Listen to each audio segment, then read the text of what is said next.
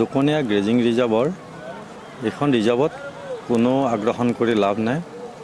এইখন ৰিজাৰ্ভত যেতিয়াই বেদখল হৈছে তেতিয়াই উচ্ছেদ হৈছে আৰু বৰ্তমানো যিখিনি বেদখল হৈ আছে সেইখিনি সম্পূৰ্ণভাৱে আমি উচ্ছেদ কৰিম আৰু এইখন গো পালকসকলে সদায় মহ বা গৰু এইসমূহ চৰাৰ এটা পৰিৱেশ কৰিছিলে। অসমৰ প্ৰাক্তন মুখ্যমন্ত্ৰী বিশ্বৰাম মেধিৰ এটা দূৰদৰ্শী চিন্তাৰে এই গো ৰিজাৰ্ভ গ্ৰেজিং ৰিজাৰ্ভসমূহ সংৰক্ষণ কৰিছিল আৰু বৰ্তমানৰ মুখ্যমন্ত্ৰী মহোদয়ে অসমত যিমান বেদখল হৈছে সকলো কঠোৰভাৱে বেদখল উচ্ছেদ কৰা হ'ব বুলি কৈছে।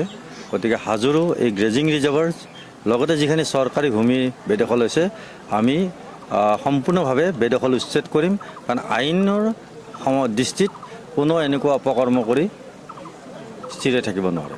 আচলতে এটা থাকোঁতো আপুনি তাত কেইবাবাৰো উচ্ছেদ কৰাৰ ক্ষেত্ৰত পদক্ষেপ হাতত লৈছিল।